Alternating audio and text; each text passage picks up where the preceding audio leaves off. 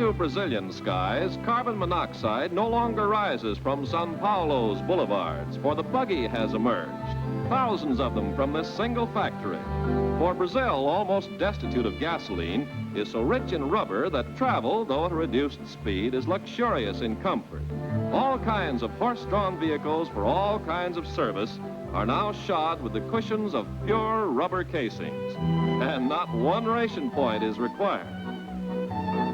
When the flow of gas in Brazil shrank to a trickle, there were still enough carriage builders extant to revive their obsolete trade. Horses enough to solve the power problem, and enough rubber from the Amazon to provide even the humblest cart with what we covet most, nice new casings.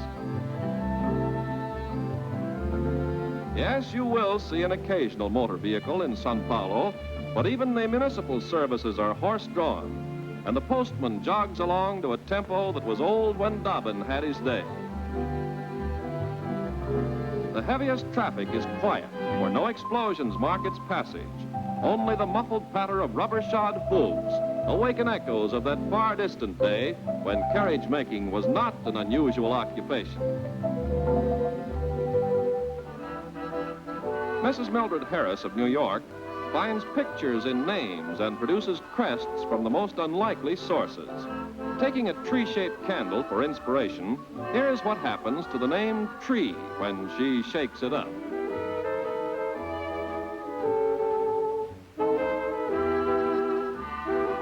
Picturesque crest, isn't it, of and for any family tree. In the name Tommy, she finds something nobody would ever guess was there.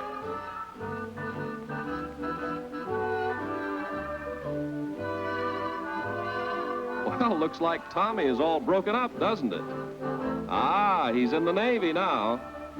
Scrambling another signature, George turns out to be two grotesque dancing figures, which on George's glass will animate the mildest drink. Note paper for Agnes, Eleanor, Frances, and Helen, while the handkerchiefs belong to Betty, Mary, and Elizabeth. And the compact is Mays, an unusual occupation in which Mrs. Harris shows that she knows what's in a name, even if Shakespeare didn't.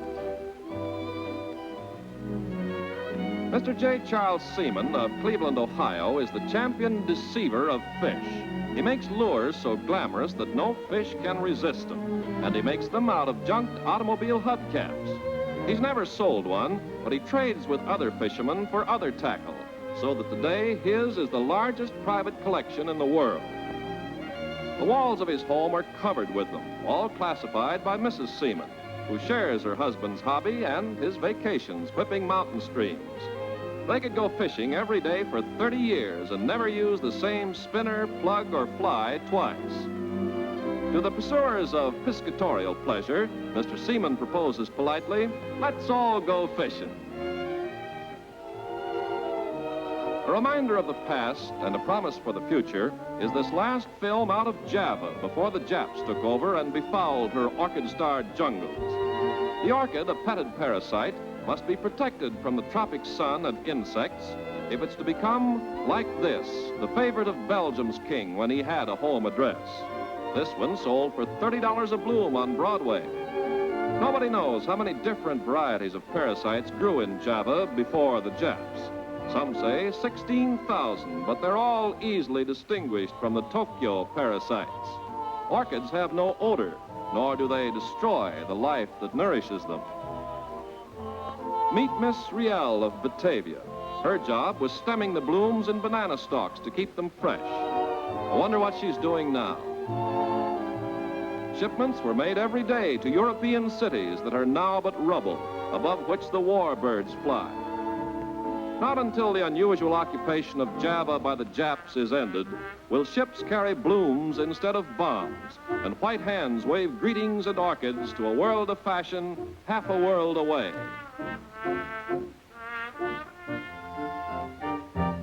The St. Augustine Alligator Farm in Florida, home of 6,000 monsters, is devoted to the unusual occupation of stuffing alligators with food to keep them alive and stuffing them with stuffing to keep them dead.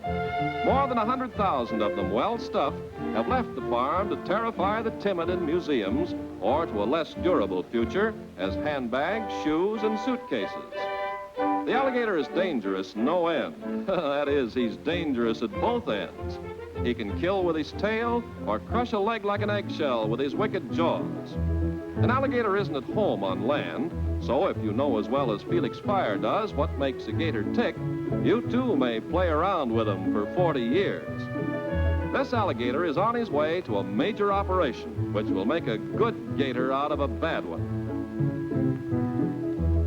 All that's left of the 14-footer is thoroughly cleansed and soaked with preservatives. Mr. Fire and his partner, George Reddington, are sending this one to a Middle West museum where alligators are as scarce as they are plentiful in Florida's Everglades. The stuffed body is made rigid with iron braces. Of course, you knew that alligators came out of eggs and vice versa. 3 snappy-looking gators without a snap left in them. Oh, well, he's still an alligator with a future until Mr. Fire fills him with Excelsior and massages his smile with a paintbrush. Modest and unsung are these stars now checking their next radio script. They're sound effect girls who will raise the sash when the burglar is supposed to, or produce any other kind of noise which the noisiest script may demand. From the roar of battle to the sigh of a soft southern breeze, they've got what it takes.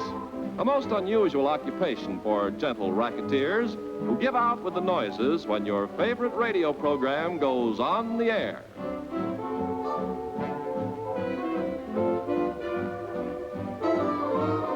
And now we bring you the Great Gildersleeve. Yeah. We find the Great Gildersleeve and his niece Marjorie driving home from a party in Summerfield.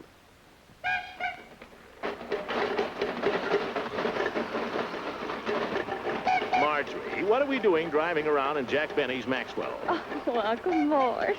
Well, I hope we get home before it falls apart. I just love riding in the rain. The air smells so wonderful. Sounds wonderful, too. Oh, don't be too cross, Uncle Mort. We'll soon be home.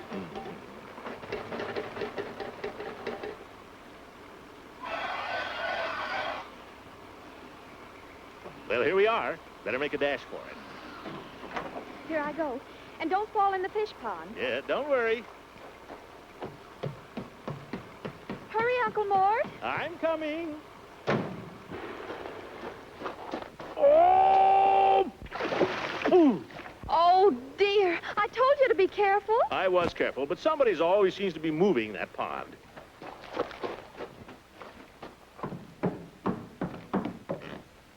Hey! Phew, this will be the death of me. Oh, hurry and open the door. I'm hurrying. Where are my keys? Oh, yes. Here they are. Hurry. I'm freezing. Look who's talking. My teeth are chattering. Those are not my teeth. Please open the door, Uncle Mort. Turn on the light. Oh, heavens. You left the window open. Oh, and the rug is ruined. By George, when I get my hands on that Leroy. For goodness sakes, Uncle Mort, don't just stand there dripping. Close it. Oh, certainly, my dear. While you close the door, I hope.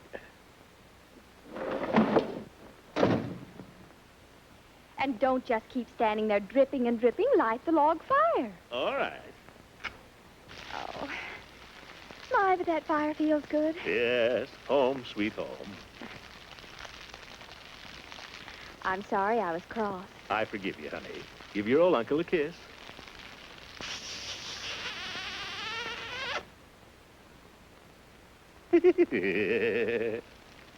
Ooh.